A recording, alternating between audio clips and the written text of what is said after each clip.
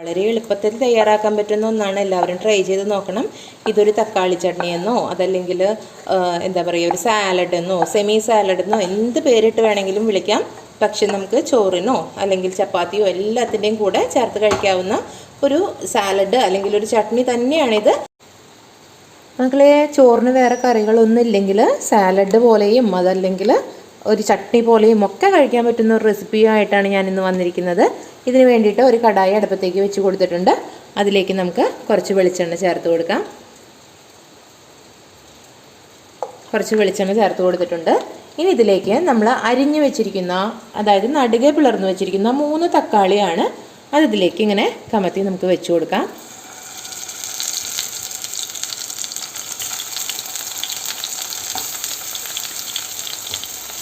വളരെ എളുപ്പത്തിൽ തയ്യാറാക്കാൻ പറ്റുന്നത് എന്നാൽ അതീവ രുചികരമായിട്ടുള്ളൊരു റെസിപ്പിയാണിത്. ഇനി ഇതിലേക്ക് ഒരു 10-15 അല്ലി വെളുത്തുള്ളി ഞാൻ ചേർത്ത് കൊടുക്കുന്നുണ്ട്. എന്നിട്ട് നമുക്കിതൊന്ന് മൂടി വെച്ചിട്ട് വേവിച്ചെടുക്കാം. വെളുത്തുള്ളിയും കൂടെ ചേർക്കുമ്പോൾ ഇതിനൊരു പ്രത്യേക രുചിയാണ്. ഇനി ഇതൊന്ന് മൂടി വെച്ച് തക്കാളി ഒന്ന് വെന്ത് വരുന്നത് വരെ നമുക്ക് മൂടി വെച്ചൊന്ന് വേവിച്ചെടുക്കാം. തക്കാളി വെന്ത് വരുന്ന സമയം കൊണ്ട് നമുക്ക് മറ്റ് ഇൻഗ്രീഡിയൻസ് തയ്യാറാക്കി വെച്ചിട്ടുണ്ട് ഇവിടെ.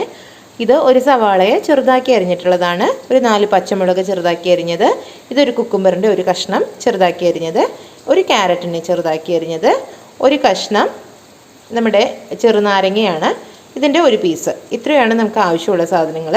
ഇനി ഇത് എങ്ങനെയാണ് തയ്യാറാക്കുന്നതെന്ന് നമുക്ക് നോക്കാം.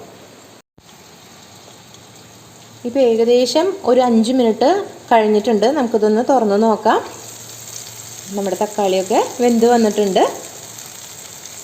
പുറത്ത് നല്ല മഴയാണ് കേട്ടോ, അതുകൊണ്ട് സൗണ്ടിൻ്റെ ക്ലാരിറ്റി അത്രത്തോളം ഉണ്ടാവാൻ ചാൻസ് ഇല്ല. ഇനി നമുക്ക് ഗ്യാസ് ഓഫ് ചെയ്യാം. ഓഫ് ചെയ്തതിന് ശേഷം ഈ തക്കാളിയുടെ തോലിനെ നമുക്കൊന്ന് മാറ്റി കൊടുക്കണം. എന്നിട്ട് തക്കാളിയെ നന്നായിട്ടൊന്ന് ഉടച്ചെടുക്കണം. തക്കാളിയുടെ തോലൊക്കെ നമുക്ക് മാറ്റി കൊടുക്കാം. അതിങ്ങനെ ഈ ഒരു ഫോർക്കോ അല്ലെങ്കിൽ എന്തെങ്കിലും ഒരു സ്പാച്ചുല വെച്ചിട്ട് നമുക്ക് ഇതിനെ മാറ്റിയെടുക്കാവുന്നതാണ് തോലിനെ. അതിന് ശേഷം നമുക്ക് ഇതേ തക്കാളിയെ മൊത്തത്തിലൊന്ന് നന്നായിട്ടൊന്ന് സ്മാഷ് ചെയ്തെടുക്കാം. ഇപ്പോൾ നമ്മൾ തക്കാളിയുടെ തോലൊക്കെ മാറ്റി തക്കാളിയെയും അതുപോലെ തന്നെ ആ വെളുത്തുള്ളി വേവിച്ചതുണ്ടല്ലോ അതിനെയും നന്നായിട്ടൊന്ന് ഉടച്ചെടുത്തിട്ടുണ്ട്. ഇനി നമുക്കിതിലേക്ക് മറ്റ് ഇൻഗ്രീഡിയൻസും കൂടെ ചേർത്ത് കൊടുക്കാം. സവാള ചേർത്ത് കൊടുക്കുന്നുണ്ട്, അരിഞ്ഞു വെച്ചൊരു സവാളയാണ്. അതുപോലെ എരിവിന് വേണ്ടിയിട്ട് പച്ചമുളകാണ് ഞാൻ ചേർത്ത് കൊടുക്കുന്നത്. അതുപോലെ തന്നെ ക്യാരറ്റ് ചേർത്തിട്ടുണ്ട്, കുക്കുംബറും ചേർത്ത് കൊടുക്കാം. ഇതിനെ നമുക്കൊരു സാലഡ് എന്നും വേണമെങ്കിലും പറയാം, അതല്ലെങ്കിൽ തക്കാളി ചട്നി എന്ന രീതിയിലും പറയാം. കാരണം ഇതിൽ കൂടുതൽ വെജിറ്റബിൾസും വേവിക്കാത്തതാണ്. ഇതിൽ തക്കാളിയും അതുപോലെ തന്നെ വെളുത്തുള്ളിയും മാത്രമേ വേവിച്ചെടുത്തിട്ടുള്ളൂ. അപ്പോൾ ഇതൊരു സെമി സാലഡ് എന്ന് വേണമെങ്കിലും പറയാം. ഇനി ഇതിലേക്ക് ആവശ്യത്തിന് ഉപ്പ് ചേർത്ത് കൊടുക്കുന്നുണ്ട്. ആവശ്യത്തിനുള്ള ഉപ്പ് ചേർക്കാം. നമ്മൾ എരിവിന് പച്ചമുളക് ചേർത്തിട്ടുണ്ടെങ്കിലും ഒരല്പം കുരുമുളക് പൊടി നമുക്കിതിലേക്ക് ചേർത്ത് കൊടുക്കാം. ഫ്രഷായിട്ട് പൊടിച്ചെടുത്തിട്ടുള്ള കുരുമുളകാണ്, ഒരല്പം ചേർത്ത് കൊടുക്കാം. ഇതിന് നന്നായിട്ട് ഇളക്കി യോജിപ്പിച്ച് കൊടുക്കുക. ഇത്രയേ ഉള്ളൂ. വളരെ എളുപ്പമാണ്, നല്ല ടേസ്റ്റിയുമാണ്, പെട്ടെന്ന് തയ്യാറാക്കാവുന്നതാണ്. നമുക്ക് മറ്റ് കറികളൊന്നും ഇല്ലെങ്കിലും ഇത് മാത്രമായിട്ട് നമുക്ക് ചോറ് വേണമെങ്കിൽ കഴിക്കാം. അതല്ല സാലഡ് പോലെ വെറുതെ ഇത് മാത്രമായിട്ട് കഴിക്കുകയും ചെയ്യാം. നല്ല ടേസ്റ്റിയാണ്.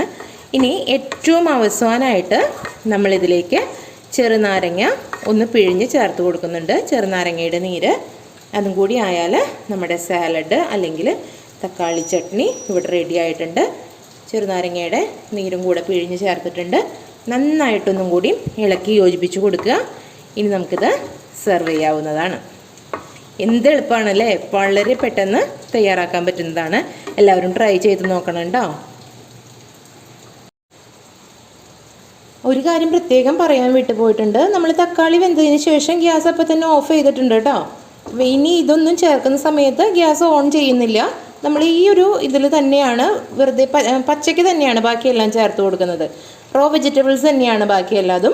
അപ്പോൾ ഇതിനൊരു സാലഡ്, സെമി സാലഡായിട്ടോ അല്ലെങ്കിൽ തക്കാളി ചട്നി ആയിട്ടോ ഒക്കെ നമുക്ക് സെർവ് ചെയ്യാവുന്നതാണ്. അപ്പോൾ ഇതുപോലുള്ള മറ്റു റെസിപ്പികളുമായിട്ട് അടുത്തൊരു വീഡിയോയിലൂടെ നമുക്ക് വീണ്ടും കാണാം. അതുവരെയും ബൈ ബൈ.